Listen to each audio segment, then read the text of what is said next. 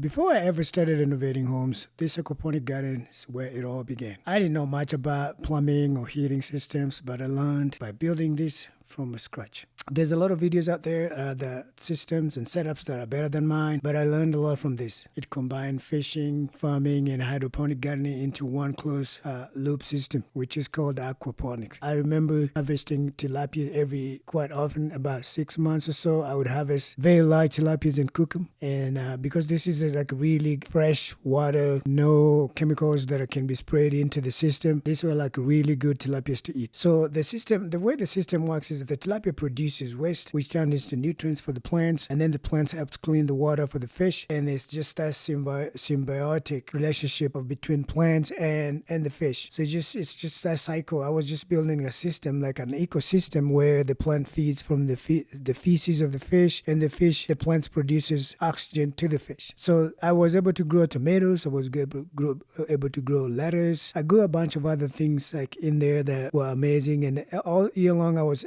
able to harvest tomatoes in my backyard. So this simple concept taught me a lot of plumbing and how to problem solve whenever there was a leak somewhere. I learned a lot about some of the chemistry stuff that I learned in high school that I never paid attention to. I had to remember how to balance the pH in the water, how to control ammonium in the water so the fish don't die. I basically learned a lot in this system. So I use a tankless water heater with a copper coil to heat the fish tank during the winter and to keep the temperature just the perfect temperature for the tilapia. Tilapia likes a little bit warmer water, like about 70, 71 there. And so this copper heater would keep the fish warm enough, they won't die, and also will produce the steam that's coming out of the water will hit the whole greenhouse throughout the winter. So also to keep the greenhouse, protected from the crazy winter weather, I would wrap the whole greenhouse with an insulation, like a plastic, and weatherproof it. It wasn't like anything fancy, but this will keep it, warm enough to keep my plants alive and to keep my fish alive. In the winter, I didn't harvest as much fish, but they were still, breeding, and I had to like sell some of the fishlings and stuff to my friends. But I would harvest some of them that are getting bigger and aggressive, like the male ones,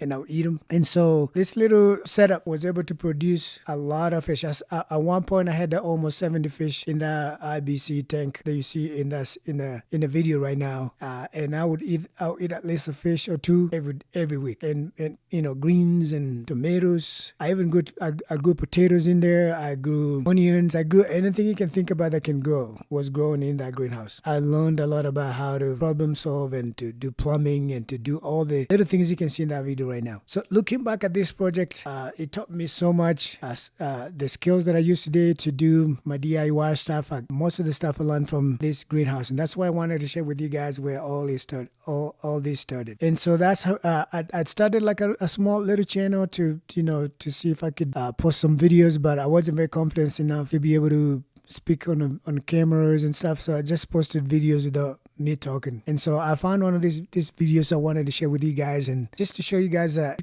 you could do this too. Now, you could be really bad, but you have to start somewhere. So if you're just starting out, and don't worry about being perfect, just start something. Start small, build something. The skill you learn will carry over into bigger and better projects, just like they did for me. So I hope this video encourages you, and you'll be able to do your own and be able to create your own videos and DIY videos to educate other people that are just starting up. Let me know if you have any questions, and I'll be happy to answer. And I hope to see you in the next one.